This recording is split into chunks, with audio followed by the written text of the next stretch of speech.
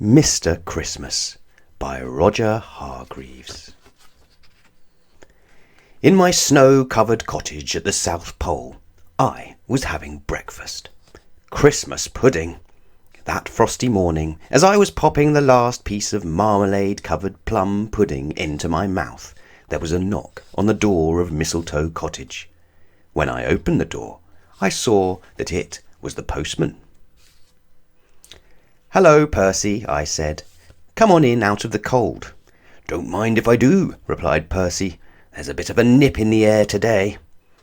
"I've got a letter for you," said Percy, "and as it has a North Pole postmark, I suppose it's from your uncle."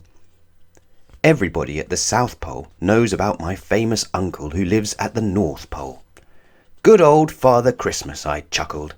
"Haven't heard from him for ages." "Well," remarked Percy, "thanks for the warm-up. I'd better be off now." I opened the envelope. "Dear nephew," read the letter, "I hope all is well down there. We are busy as usual up here getting things organised for Christmas, which is one of the reasons I am writing to you. Can you help? Each year I am finding it more and more difficult to get round all those Mr. Men. There seem to be so many of them all over the place, and I was wondering if, this year, as a big favour to your old uncle, you could stand in for me. Hoping you can help, your ever-loving uncle." That very evening I put through a long-distance call to North Pole 253. "Hello," chuckled a rather deep, rumbly voice at the other end of the telephone. "Father Christmas speaking." "Hello, Uncle," I said. "Your letter arrived this morning, and I'd love to help." "Oh, good for you," the voice rumbled in my ear. "If you have a pen and pencil and paper, I'll give you the Mr. Men's names and addresses." "I'd no idea there were so many of them," I said. "Do you think you can manage?" asked my famous uncle. "I'll lend you a couple of reindeer if you like." "Oh, no," I said. "I can manage." I read through the list of Mr. Men while I was having supper. "This is going to keep me busy," I said. "First things first," I thought to myself, "and the first thing I need is transport. And the first thing to do if I need transport," I thought as I chewed, "is to talk to the wizard. Wizard Winterbottom." The following morning I set off to see the wizard. It had been snowing again during the night, and I was quite out of breath by the time I arrived at Wizard Winterbottom's castle. I must say, it's the biggest castle I've ever seen. Mind you, it has to be big, because Wizard Winterbottom is a giant. And there, goodness knows how many times taller than me, stood the huge figure of Wizard Winterbottom. "Christmas!" he boomed in a voice that made my head spin. "How nice to see you! Come in! Follow me!" "Now," thundered Wizard Winterbottom, "what brings you here on a cold winter's morning like this?" I told him all about my famous uncle, and all about how I'd been asked to help, and all about the Mr. Men, and all about where they lived, and all about the fact that I needed transport. Special transport. "Humph," retorted the wizard. "Can you help me?" I asked hopefully. "Yes," he said eventually, "but I can't do anything until the middle of next week." "Thank you very much," I replied. "Goodbye," I shouted, but he didn't hear me. He was already too busy thinking. Exactly 2 weeks later, I paid a return visit to the enormous castle. "Hello, Christmas!" boomed the giant voice. He took me into his kitchen, lifted me up onto his enormous table, and set me down with a bit of a bump. "There's your transport," said Wizard Winterbottom. "But that's your teapot," I said in bewilderment. "You've heard of flying saucers," he laughed. "Well, you're looking at the world's first flying teapot." "Gosh," I said. "How does it work?" "Tea bags," came the thunderous reply. "I've put an engine inside the spout. All you do is refuel every 1,000 miles and you can fly at up to 3 times the speed of sound. We took the flying teapot outside the castle and I pressed the start button in great excitement. I zoomed right around the South Pole in no time at all and landed safely back at the castle. "Well?" asked Wizard Winterbottom. I was lost for words. "Fan-jolly-tastic," suggested the wizard.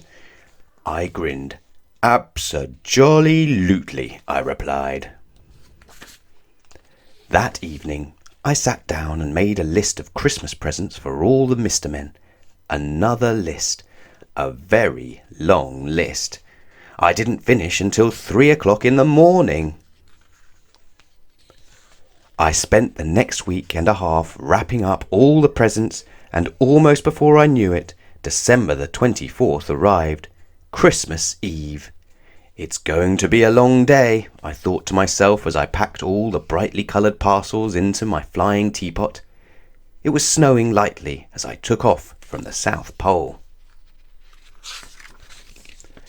That Christmas Eve was indeed a very long day, and a very long night too, and the moon was just disappearing over the horizon of Loudland when I delivered the last of the presents to Mr. Quiet. I was quite exhausted. Christmas morning dawned, and all over the world everyone started to open their presents. At 7 o'clock, Mr. Fussy opened his present. 365 yellow dusters, one for every day of the year. At 7:05, Mr. Small opened his present. 1 jelly bean, gift wrapped, banana flavoured. A feast. At 7:10, Mr. Greedy opened his present. A cookery book entitled 1001 Ways to Roast an Ox. Mr. Greedy licked his lips and rubbed his tummy. At 7:15, Mr. Tall opened his present. Socks, striped socks. The longest, stripiest pair of stretchy socks you've ever seen. At 7:20, Mr. Muddle opened a packet of cornflakes. Funny sort of present, he thought to himself, not noticing his real present. At 7:25, Mr. Mean opened his present. A purse.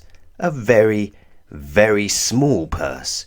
Just small enough not to take any money. At 7:30, Mr. Forgetful opened his present. Is it my birthday? He thought to himself. At 7:50, Mr. Chatterbox opened his present. A dictionary. How very, very, very, very, very, very, very, very useful, he murmured. At 7:45, Mr. Topsy-Turvy opened his present. A picture. How nice, he said as he hung it on the wall, upside down. At 7:50, Mr. Uppity opened his present. A present for the man who has everything. A gold-plated back-scratcher. At 7:55, Mr. Funny opened his present. A book of knock-knock jokes. Knock knock, who's there?